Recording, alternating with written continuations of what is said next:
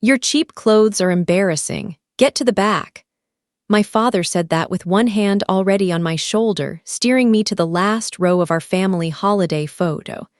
My sister, the one they've called their success story for 20 years, rolled her eyes without looking up. I didn't argue. I reached into my bag and laid a magazine flat on the table. This month's cover, my face, my name, a $12 $4 million tech startup. My sister's smile stopped moving.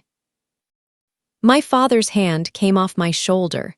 What none of them saw was the folder already in my car, 14 months of records, and what happened when my father's business partners read it at his retirement dinner 2 weeks later. 7 people in that room had believed his version of our family for years. Not one of them did by the time I left. Before I go on, take a moment to like and subscribe, but only if this story speaks to you. Drop your location and local time in the comments. Now let me take you back to the phone call I was never meant to hear, the night my father told my sister exactly what he decided I would never become. "Just be useful, Maya. It keeps the peace." That was my mother's favorite phrase. She'd say it while I was scrubbing the break room microwave at my father's logistics firm, or when I was staying until 9:00 p.m. to manually patch a glitch in the shipping manifests. In my family, keeping the peace was a full-time job, and I was the only one on the clock.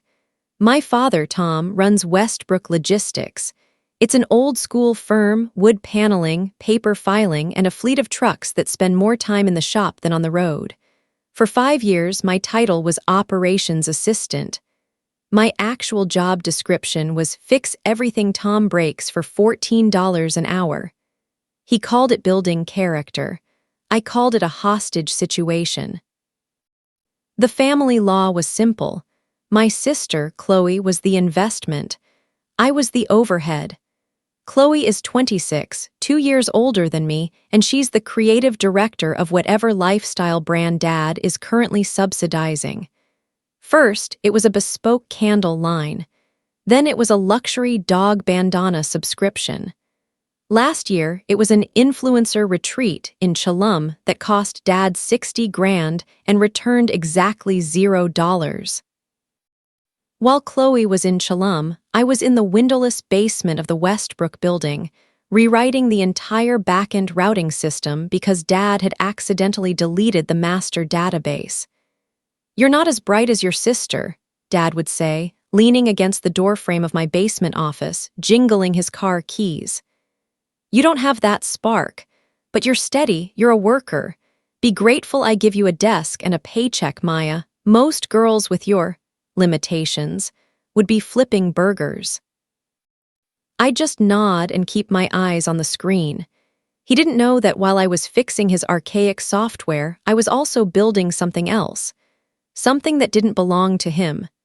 Sarah, the head bookkeeper, was the only one who saw me. She was 62, with sharp eyes and a way of moving through the office like she was invisible. One Tuesday, after Dad had spent 10 minutes screaming at me because the printer ran out of toner, Sarah slipped a hot coffee onto my desk. "You're too smart for this basement, Maya," she whispered. "The walls here are thick, but they aren't soundproof. I see the code on your screen when he isn't looking. That isn't Westbrook Logistics software." I froze, my fingers hovering over the keys. Sarah just winked and walked away. That afternoon, I went to my car for lunch. It was a 2012 Honda with a dent in the passenger door and a heater that only worked on Tuesdays. I opened my cracked laptop, the one I'd bought for $200 off Craigslist, and logged into my dashboard. My secret startup, Rootmaster SaaS, was humming. I'd spent 14 months coding it on my lunch breaks and between the hours of 11:00 p.m. and 3:00 a.m. It was an automated logistics tool for small independent truckers, the kind of people my father's firm used to bully. I looked at the numbers. $102,450 in monthly recurring revenue. I wasn't less bright. I was a millionaire, I just hadn't told anyone yet. My phone vibrated on the dashboard. It was an email from TechCurrent. The subject line made my heart skip. Final review, top bootstrap startup of the year. They were featuring me on the cover, my face, my name, my code. I closed the laptop and sat in the silence of the car. Across the parking lot, I saw my father's black Mercedes pull into his reserved spot. He got out, adjusted his expensive suit, and shouted at the intern for parking 2 inches over the line. I looked at the operations assistant, badge clipped to my shirt. I realized right then that the piece my mother loved so much was about to be broken. The tech article felt like a live grenade in my hand as I walked into the living room. It was the Sunday after the magazine went live. Every year, my father insists on a legacy portrait for the company holiday card. It's a whole production. He hires a professional photographer, rents a backdrop of a fake, snowy Victorian library, and forces us all into coordinated outfits. This year, the theme was Westbrook Navy. I had arrived in my usual work clothes, black slacks and a gray sweater I'd bought on sale at Target. I'd come straight from the office after spending 6 hours fixing a routing loop that would have cost the firm 4 major contracts by Monday morning. The photographer was adjusting a light umbrella when I walked in. My sister, Chloe, was already on the throne, a high-backed velvet chair Dad had moved from the den. She was wearing a silk wrap dress that cost more than my monthly rent, her hair professionally blown out. My mother stood behind her, adjusting Chloe's necklace with the kind of focused devotion usually reserved for brain surgery. "You're late," Dad snapped. He didn't look at my face, he looked at my sweater. He winced like he'd just seen a stain on his carpet. "And you didn't change." "I was finishing the manifest for the Miller account," I said. The system crashed again. "It always crashes when you're at the helm, Maya," Chloe chimed in, checking her reflection in a hand mirror. "Maybe if you spent less time fixing things and more time learning how to use the interface, we wouldn't have these delays. You're making the brand look amateur." My mother sighed, her hand resting on Chloe's shoulder. "She's right, dear. Your father provides so much for you. The least you could do is look the part of a Westbrook daughter for one afternoon. That sweater, it's pilling, it's embarrassing." The photographer cleared his throat. "Ready for the first arrangement. We'll put the chairman in the center, the successor to his right." He gestured to Chloe and the assistant in the back. Dad didn't hesitate. He stepped toward me, his face set in that hard, mask-like expression he wore when he was managing staff. He didn't ask me to move. He reached out and grabbed my shoulder, his fingers digging into the target wool. With one sharp, practiced motion, he steered me toward the shadows of the back row, behind the velvet chair. "Get to the back," he muttered. "Your cheap clothes are an eyesore. If I can't hide your lack of ambition, I can at least hide your outfit." I felt the heat climb up my neck. I looked at the back of Chloe's head. She was smiling at the camera, a perfect, practiced beam. My father took his place in the center, chest puffed out, the patriarch of a thriving empire he didn't realize was actually a hollow shell held together by my duct tape code. "Wait," I said. The photographer paused. My father's eyes narrowed. "Maya, don't start. We have a schedule." "I'm not starting anything," I said. My voice was surprisingly level. I reached into the side pocket of my laptop bag, which was slumped on the floor near the backdrop. I pulled out the physical copy of TechCurrent magazine. I didn't hand it to him. I walked over to the mahogany coffee table in the center of the room, the one where Chloe's designer handbag was currently resting, and laid it flat. The cover was high gloss. The headline was bold, silver-foiled text, "The Bootstrap Billion-Dollar Vision, How Maya Westbrook Built Root Master Without a Single VC Dollar." Underneath the text was a studio portrait of me, not the back row Maya in a pilling sweater.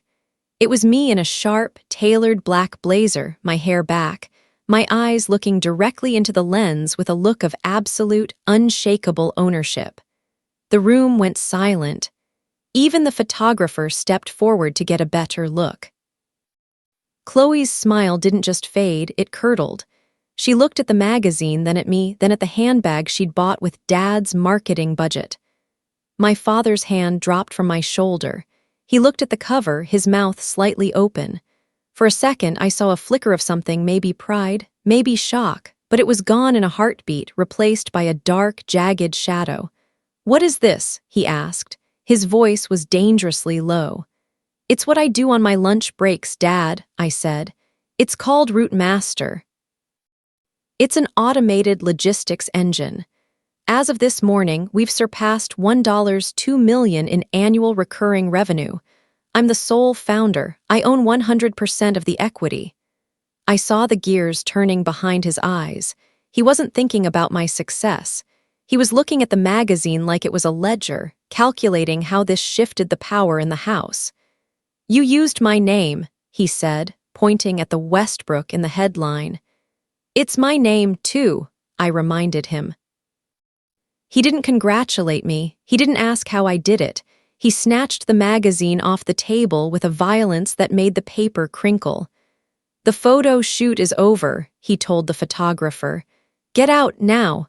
"Tom," my mother started, her voice trembling. "What's wrong? Isn't this a good thing?" Dad didn't answer her. He marched toward his home office, the magazine clutched in his fist like a weapon. He stepped inside and slammed the heavy oak door so hard the frames on the hallway wall rattled. I heard the distinct clack of the deadbolt sliding into place. Chloe stood up from the velvet chair, her face pale. She didn't look at me. She looked at the closed office door. "You just had to ruin it," she whispered. "You just had to be the center of attention for once." She grabbed her bag and ran upstairs.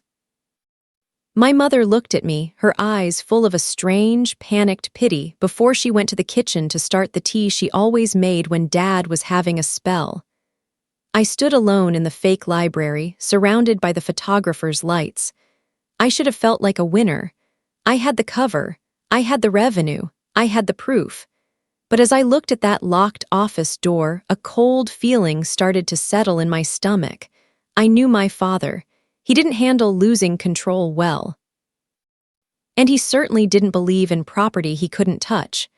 I didn't know it yet, but as I stood there in my Target sweater, my father was already looking through the Westbrook Employee Handbook, searching for the clause he thought would give him the right to take everything I'd built.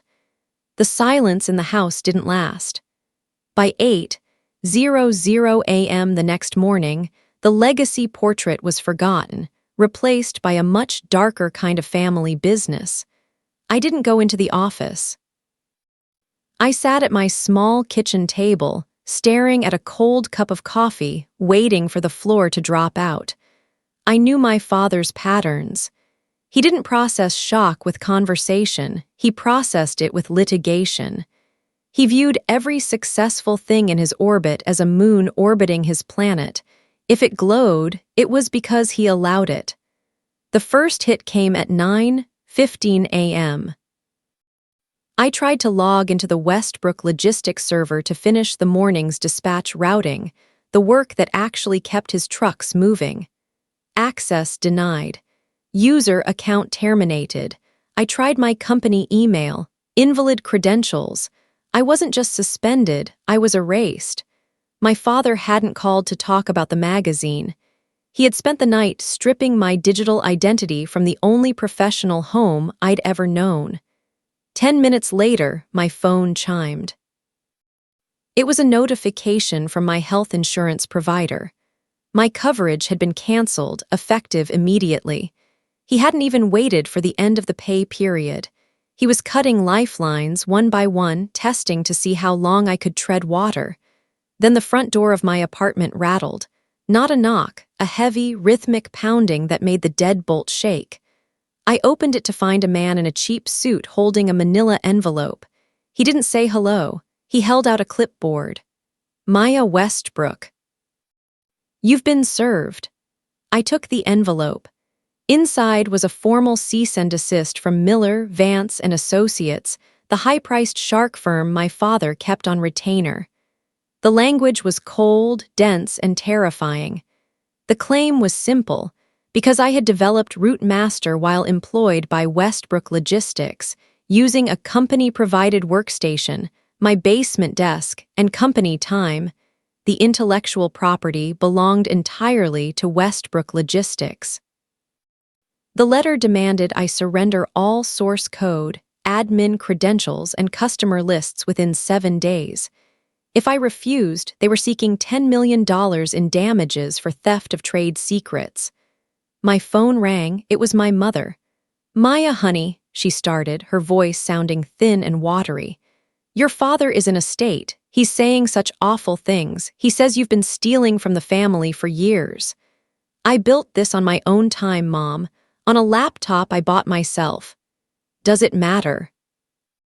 She whispered. I could hear the clink of a spoon against a teacup in the background. "He's your father. He provided the roof, the job, the name. Why did you have to show off? Why couldn't you just let him have his win? Now he's talking about courtrooms and ruined reputations. Just sign whatever the lawyers sent, Maya. Please. Just fix this so we can have Sunday dinner again." "Fixing it means giving him my life's work, Mom. He wants to steal it." "It's not stealing if it stays in the family," she said, and then she hung up. That was the family law, refined. Anything I created was a family asset, but anything Chloe spent was a personal gift. I looked at the cease and desist. My father knew I didn't have a legal team. He knew I didn't have the stomach for a public fight. He expected me to fold because I had always folded. I was the steady one. I was the useful one. I walked to my car, my hands shaking so hard I could barely fit the key into the ignition. I needed to get to my server, the private one I kept at a co-working space downtown, to make sure he hadn't found a way to bridge the connection from the office. As I pulled out of my complex, a black SUV was idling by the gate. I recognized the plates. It was my father's head of security. He wasn't just suing me. He was watching me. I didn't know yet that the 7th day of that countdown wasn't just the deadline for the IP surrender.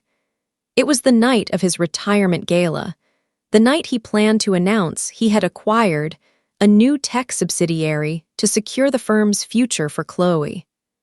I didn't sleep. By morning, I knew I had to face the fact that I was effectively homeless in my own professional life. So I put on my old college hoodie and drove to the only place my father couldn't touch. I sat on the floor of my new apartment, the one I'd moved into 3 weeks ago, thinking it was the start of my freedom. Now it just felt like a cage. There was no furniture yet, just a stack of moving boxes and my laptop bag. The light coming through the blinds was gray and weak, matching the hollow feeling in my chest. The cease and desist sat on the floor next to me. I'd read it so many times I could see the words when I closed my eyes. Theft of trade secrets. $10 million. Surrender all IP. The imposter syndrome didn't just knock, it broke the door down. Maybe my father was right. Maybe I was just an operations assistant who had gotten lucky. Maybe the code I wrote belonged to the man who paid for the electricity in the basement where I wrote it. I looked at my hands and they looked small. I felt 24 going on 6, waiting for a parent to tell me what I was allowed to own. I actually picked up my phone to call his lawyers. I thought if I just gave him 50%, maybe he'd back off. Maybe he'd let me keep my health insurance. Maybe the family could go back to being a family, even if that family was a lie. Then my laptop chimed. A support notification. I hesitated, then opened the lid. I logged into the Rootmaster admin dashboard. I expected to see a drop-off, or maybe a wave of cancellations after the magazine article. Instead, I saw a new ticket from a user named Big Al's Independent Hauling. "Maya, I don't know if you'll see this, but your new routing update saved my business this week." I was about to lose my biggest contract because I couldn't keep up with the fuel costs and the deadhead miles. Your software cut my overhead by 30%. I can actually pay my daughter's tuition this semester. Thank you for building this for the little guys. I stared at the screen. The gray light in the room didn't seem so dim anymore. My father didn't build that. He didn't even understand it. He wouldn't know a deadhead mile from a hole in the ground unless I mapped it for him. This was mine. It was real. It was helping people he had spent 30 years ignoring. I felt a surge of something hot and sharp, not just anger, but a refusal to be erased. My personal phone buzzed on the floor. It wasn't a call. It was a text from an unknown number. No name, no greeting. Just a link to a secure, encrypted file-sharing site and a single sentence. You need to see who else is using your code. I clicked the link. The file was huge, protected by a password I didn't recognize. I tried my birthday. Nothing. I tried Westbrook. Nothing. Then I tried Legacy. The folder popped open. It was filled with screenshots of bank transfers and PDF contracts. I recognized the logos on the letterheads instantly. They were the logos of my father's 3 biggest competitors. I leaned closer to the screen, my heart hammering against my ribs. My father wasn't just trying to steal my company. He was already selling it. I didn't sleep a second after seeing those files. By morning, I knew I had to face the world, so I put on my most professional charcoal blazer and drove toward the city center, the weight of that flash drive in my pocket feeling like a live coal. The air in the city was crisp, the kind of morning that usually makes you feel like anything is possible. But as I pulled my car into the lot for the regional logistics mixer, the usual excitement was replaced by a cold, crawling dread. This was the biggest networking event of the quarter. Every major player in the tri-state area would be there, the very people I needed to reach to scale Route Master. I walked toward the glass doors of the Hilton ballroom, adjusting my badge. I'd spent 3 years in these rooms as Tom's daughter, the girl who took notes and brought water. Today, I was supposed to be a founder. The moment I stepped inside, the hum of the room changed. It wasn't a sudden silence, it was a rhythmic shifting of bodies. I headed toward a circle of independent fleet owners I'd worked with for years. As I approached the man at the center, a guy named Miller who used to call me the Magic Manifest Girl, caught my eye. He didn't smile. He whispered something to the woman next to him, and the entire circle physically rotated. They didn't just stop talking, they turned their backs, creating a wall of navy blue wool. I stood there for a 3-beat count, my hand half extended, feeling the invisible heat of 100 eyes on me. I heard she's been skimming the backend for years, a voice hissed from the bar area. It wasn't loud, but in the vacuum of the room's sudden chill, it carried. Tom said he caught her red-handed. Stole the proprietary routing code he spent a decade developing. Disgraceful, another replied. And to use the family name to launch it, some people have no shame. My father hadn't just sued me. He had spent the last 48 hours on the phone, systematically dismantling my character. To these people, he wasn't a predator. He was the aggrieved patriarch, the mentor betrayed by the ungrateful student he'd raised. I tried to move toward the coffee station, but I felt like I was walking through deep water. Every time I neared a group, they dissolved. It was a social execution. I saw my father's main business partners, the Big Three, clustered near the stage. Uncle Greg, the oldest and most influential of them, was holding court. He'd known me since I was in pigtails. I thought if I could just show him the truth, the tide would turn. I stepped toward them. Uncle Greg, hi. I was hoping I could. Greg didn't even look at me. He simply stepped 6 inches to his left, closing the gap in their circle and physically blocking me from the conversation. He continued his sentence about fuel tax credits as if I were a ghost. The humiliation was physical. It felt like a tightening around my throat. I realized then that facts didn't matter in this room. Power mattered. And right now, my father held the microphone of the entire industry. I turned, my face burning, and headed for the coach room. I just needed to breathe. I needed to get out before I did something unstable like screaming the truth at their backs. The coach room was dimly lit and smelled of cedar and expensive leather. I reached for my bag, my eyes blurring with tears I refused to let fall. "They're drinking the poison he poured for them," a quiet, dry voice said from the shadows. I jumped, spinning around. Sarah was standing by the rack of heavy winter coats, her sensible cardigan buttoned to the chin. She wasn't supposed to be here. This was an executive event. But she held a small, manila envelope in her hand, and her eyes were sharper than I'd ever seen them. "Don't leave yet, Maya," she said, her hand catching my elbow.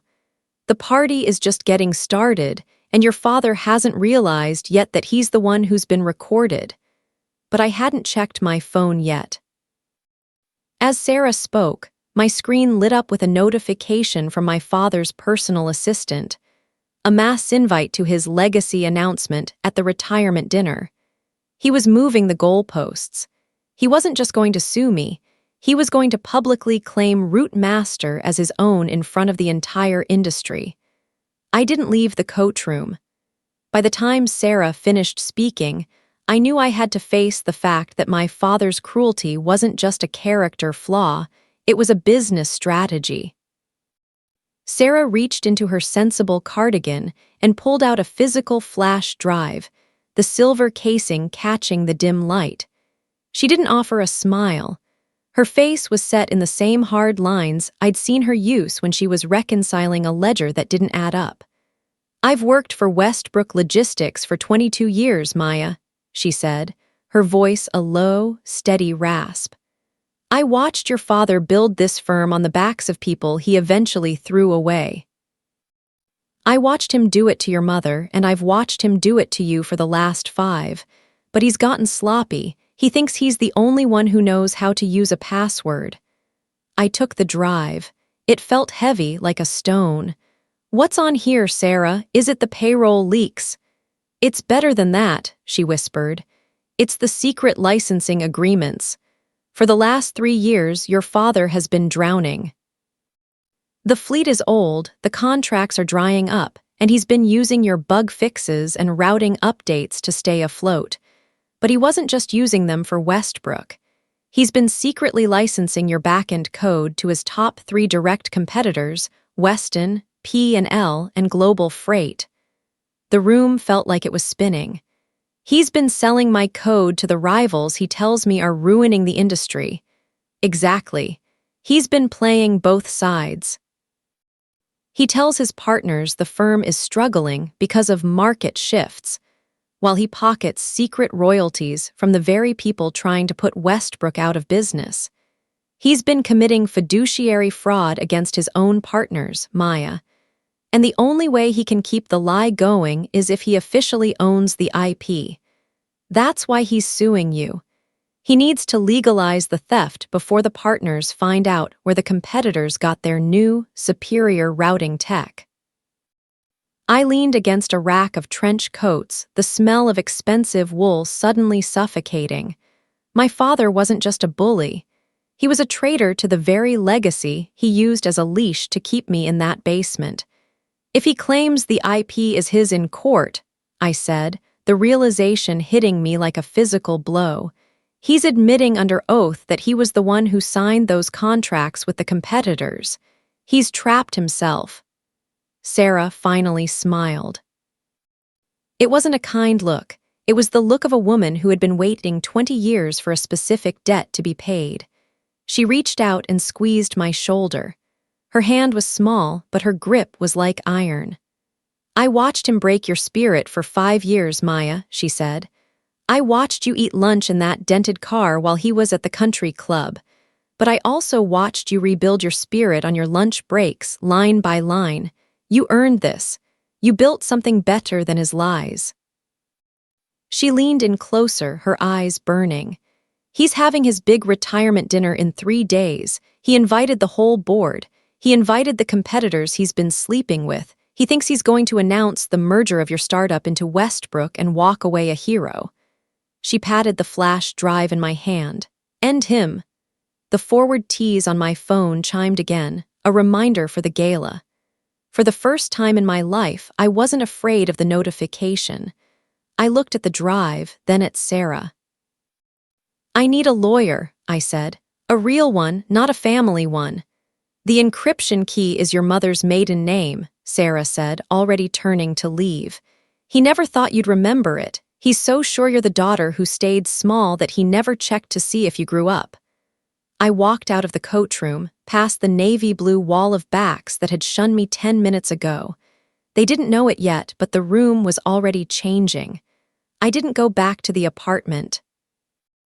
By afternoon, I knew I had to face the legal reality of the flash drive, so I drove to a nondescript office building in the suburbs, clutching the silver casing like a lifeline. The lawyer's name was Miller, but not the same Miller who had turned his back on me at the mixer. This was Elias Miller, a man known for dismantling corporate non-competes the way some people dismantle watches. He didn't have a mahogany desk or a view of the skyline. He had stacks of paper, a lukewarm cup of tea, and a pair of reading glasses that looked older than I was. "Show me," he said, skipping the small talk. I plugged the drive into his laptop. We sat in silence for 20 minutes, the only sound the rhythmic clicking of his mouse. As the documents scrolled by, the secret licensing agreements with Weston, the P&L royalties, the global freight signatures, Elias' eyebrows climbed higher and higher. "Your father didn't just step over the line, Maya," Elias said, leaning back. "He erased the line and built a house on the other side. These aren't just contracts. These are evidence of a multi-year racketeering scheme against his own board of directors." He pointed at a signature on the Weston agreement from 18 months ago. "He's claiming here that Westbrook Logistics owns the exclusive global rights to the routing engine. But in the cease and desist he sent you yesterday, he claims the IP was only finalized last month under his supervision. He's caught in a perjury trap before he even walks into a courtroom." "Can he win the IP suit?" I asked. "In a vacuum, maybe. He has more money for a long fight," Elias said, his voice dropping an octave. "But he's not in a vacuum. He's in a glass house. If he tries to prove he owns Routemaster to stop you from selling it, he simultaneously proves he's been selling trade secrets to his partners, biggest rivals, for 3 years. He'd be trading a tech startup for a 10-year prison sentence for corporate fraud." I felt a strange, cold weight lift from my chest. I wasn't reactive anymore. For 24 years, I had been the ball in my father's court, bouncing wherever he hit me. Now, for the first time, I was the one holding the racket. "I want the folders ready by Thursday," I said. 3 copies, one for each of the main partners, Greg, Arthur, and Sam. "You're going to the retirement dinner," Elias noted. It wasn't a question. "He invited the whole industry to watch him claim my work," I said. "It would be rude not to show up with the receipts." I left his office and drove to a high-end boutique 3 blocks away. I didn't look at the price tags. I walked past the navy blue racks, the Westbrook navy that had defined my life, and stopped in front of a dress that was the color of a storm cloud. It was structured, sharp, and undeniably expensive. As the tailor pinned the hem, my phone buzzed. It was a tick-tock notification. I clicked it and saw my sister, Chloe, filming herself in front of the Westbrook building. She was wearing a hard hat that looked like it had never touched a speck of dust. "Big things coming next week, guys." She chirped at the camera. "Counting down to the gala where Dad hands over the keys to the empire. Building a legacy isn't easy, but someone's got to lead the next generation into the digital age. CEO status, family first." I watched her spin around, the building I had spent 5 years saving looming behind her like a monument to a lie. She didn't know yet that the empire she was inheriting was built on sand, and the tide was coming in. But I hadn't checked the guest list yet. As I paid for the dress, a final email from Sarah arrived. My father hadn't just invited the partners, he'd invited the CEOs of the 3 competitors he'd been secretly licensing to. He was planning to announce a global alliance that would essentially make him the king of the industry. He was going for the crown. I was going for the truth. I didn't answer my father's texts. By Wednesday morning, I knew I had to face the fact that he was no longer waiting for a surrender. He was preparing for a coronation. The countdown wasn't just in my head anymore. It was on every industry blog. Westbrook Logistics to announce next generation digital strategy at chairman's retirement gala. The rumors were already solidifying into facts. My father was going to unveil a revolutionary routing tool that would link the major players in the region. My tool. He texted me at 11:00 a.m., a single line that felt like a shove. Last chance to sign over 100% and I'll let you come to the dinner and save face. Don't make me explain your absence to the partners as a medical leave. Sign by 5. I didn't reply. I was at the tailor, standing perfectly still as she made the final adjustments to the storm cloud dress. It fit like armor. It didn't feel like something a useless assistant would wear. It felt like something a CEO would wear while watching a rival stock price drop. That afternoon, I met Sarah in a park 3 blocks from the office. She looked older in the daylight, the wrinkles around her eyes deeper, but she was vibrating with a quiet, frantic energy. "He's been in meetings with Weston and P&L all morning," she said, her voice barely a whisper over the sound of a nearby fountain. "They're nervous, Maya. They know the partners at Westbrook don't know about the secret licensing. They're terrified of a leak. Your father told them he has you under control and that the IP transfer is a formality." "He's betting everything on my silence," I said. "He always has," Sarah replied. She handed me a small, printed guest list. "Look at the seating chart for the head table." I looked. My father was in the center, flanked by his 3 main partners, Greg, Arthur, and Sam. But right next to them were the seats for the CEOs of Weston and P&L. He was putting the lions and the sheep at the same table, confident that the sheep were too blind to see the teeth. "And look where he put you," she added. My name was at table 18. The back of the room, near the kitchen doors, next to the coach room where we'd spoken 3 days ago. Even in his moment of total triumph, he couldn't help but squeeze in one last spatial humiliation. "He thinks I'm going to sit there and watch him give Chloe my life," I said. "He doesn't think you have the folders, Maya. He thinks you're still the girl in the Target sweater." I went home and spent the evening with Elias, my lawyer. We went through the folders one last time, 3 identical packets, the Weston contract, the P&L royalties, the secret global freight signatures. Each one was tabbed with a yellow sticky note. Section 4.1, Exclusive Rights for Weston. Section 8.2, Royalty Payments to Tom Westbrook, Personal Account. "He's going to hit the ceiling," Elias said. "He's going to try to discredit you on the spot. He'll call it a fabrication." "He can call it whatever he wants," I said, looking at the folders stacked on my kitchen counter. "The partners have their own legal teams. Once they see their biggest competitors' logos on these pages, they won't care what he calls me. They'll care about the hundreds of millions of dollars in damages." I didn't sleep much that night. Every time I closed my eyes, I saw the face of the partner who had turned his back on me at the mixer. I saw Chloe's TikTok about her CEO status. By morning, I was ready. I didn't check my phone when it buzzed with one final, frantic message from my father at 4:00 p.m. "Maya, where are the signatures? The car is on its way. Don't embarrass us." I didn't take the car he sent. I drove myself to the country club, the storm cloud dress hanging in the back of my car, and the heavy folders resting on the passenger seat like an indictment. I didn't take the car my father sent.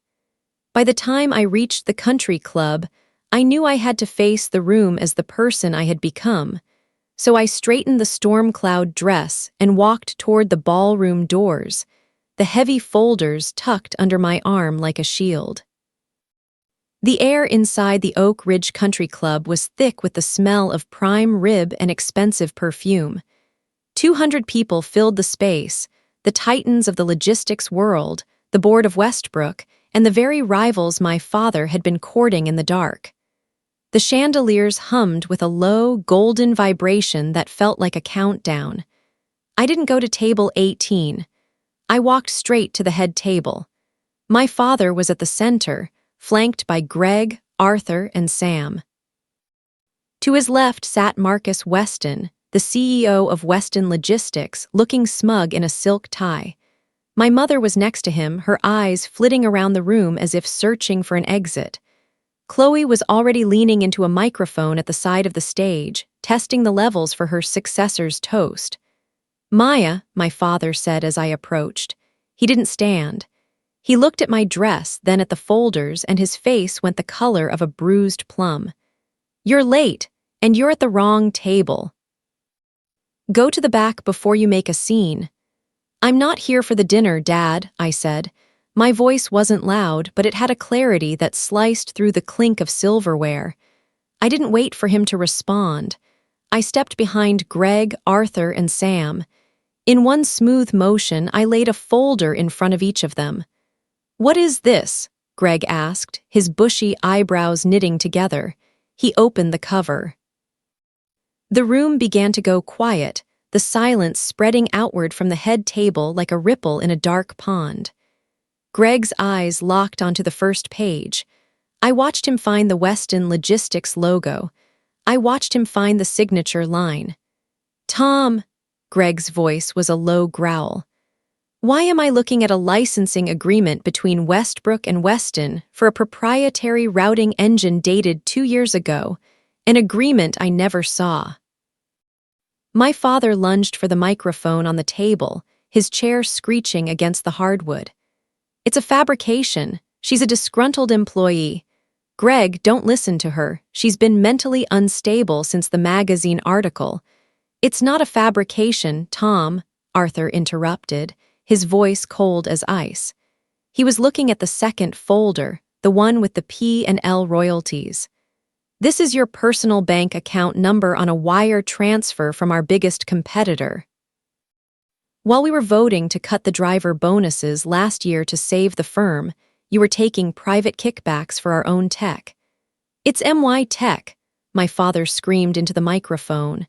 The feedback shrieked through the ballroom, making people flinch and cover their ears. "I built this company. Maya is just a typist. I directed every line of that code. If I chose to license it to stabilize the market, that was my prerogative as chairman." The room dropped into a dead, absolute silence. My father stood there, chest heaving, his hand white-knuckled on the mic. He had just done it. In his panic to claim ownership of the glory, he had publicly confessed to the fraud. He had admitted he was the one who signed the secret deals. Marcus Weston stood up, his face pale. He looked at the room, then at my father, and realized the ship was sinking. "We were told the board had cleared these licenses, Tom. We have the emails." "You lied to us, too." Marcus asked, but he wasn't looking at my father. He was looking at the door. Then the defection happened. Uncle Greg stood up. He didn't look at my father, he looked at me. He had been the one who turned his back on me at the mixer, the one who had believed the ungrateful daughter narrative for years. He took his linen napkin, balled it up, and threw it onto his plate of untouched steak. "You sold us out to Weston, Tom," Greg said into the silence. He stepped around the table and walked over to me. He stood firmly at my shoulder, his massive frame a wall between me and my father's rage. "I've known you 40 years. I thought you were a shark. Turns out you're just a parasite." "Greg, wait," my father started, his voice cracking. The board will meet tomorrow morning at 7:00 a.m., Greg said, his voice carrying to the very back of the room. We'll be discussing your immediate removal for breach of fiduciary duty. And Maya. I looked up at him. I owe you an apology, he said, and a very long conversation about a partnership. Chloe began to cry on the side of the stage, the successor crown slipping off before it was even placed. My mother just stared at her lap, her hands shaking so hard she had to tuck them under her thighs. I didn't stay for the rest of the collapse.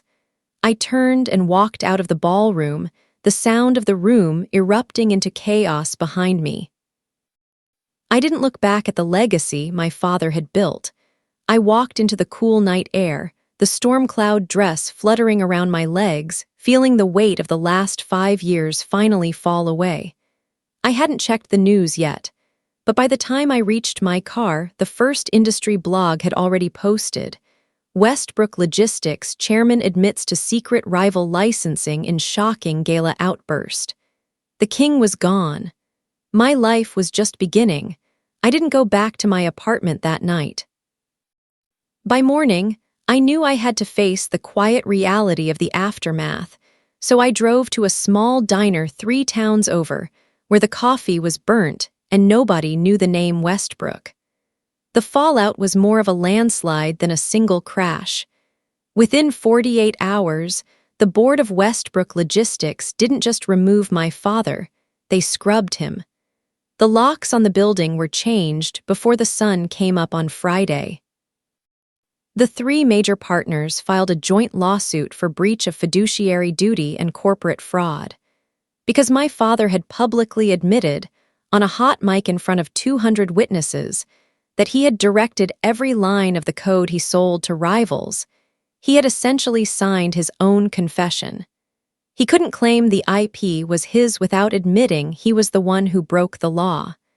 He was trapped in a box he'd spent 5 years building for me. Chloe's world contracted the fastest. Without the marketing budget from the firm, her lifestyle brand folded in 72 hours. Her car, a lease through the company, was repossessed from the country club parking lot. She sent me a flurry of texts calling me a traitor and a family killer, but by Sunday, the messages changed to asking if I could loan her $5,000 for a security deposit on an apartment. I didn't reply. My mother called once. She didn't mention the fraud or the lawsuits.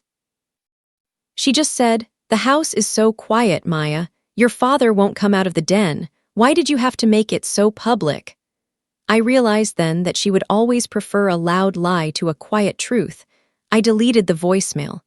6 months later, the world looks very different. Westbrook Logistics is gone. It was liquidated to pay the settlements, and the assets were bought out by a mid-sized firm out of Chicago. The old wood-paneled office is a dental clinic now. I'm sitting in my new office on the 22nd floor of a glass and steel building downtown. It's open, bright, and smells like fresh rain and expensive coffee. Sarah is standing by the window, looking out at the city. She's my VP of operations now, and she has her own office with a view that doesn't include a boiler room. "The Miller contract just signed," she says, turning around with a tablet in her hand. "We're officially at 500 active fleets. Maya, we're going to need more server space by the end of the quarter." "Get it," I say. "Whatever we need." She smiles, a real one this time, and sets a mug of coffee on my desk. "You know, I was looking through the old archives yesterday. I found something you might want." She slides a small, framed piece of paper across the desk. It's the original receipt from the Target where I bought that gray sweater, the one my father called embarrassing the night of the photo. It's faded, the thermal ink turning gray, but you can still see the date. December 12th, the day I decided I was worth more than his silence. I take the receipt and walk over to the wall behind my desk. There, in a heavy silver frame, is the Tech Current magazine cover. I tuck the small receipt into the corner of the frame, right next to my face. The embarrassing clothes and the billion-dollar vision are now part of the same story. My life is smaller now. I don't go to country club dinners. I don't coordinate my outfits for legacy portraits. My circle consists of Sarah, my legal team, and a few independent drivers who still call me the magic manifest girl. It's quiet, it's honest, and for the first time in my life, every square inch of it belongs to me.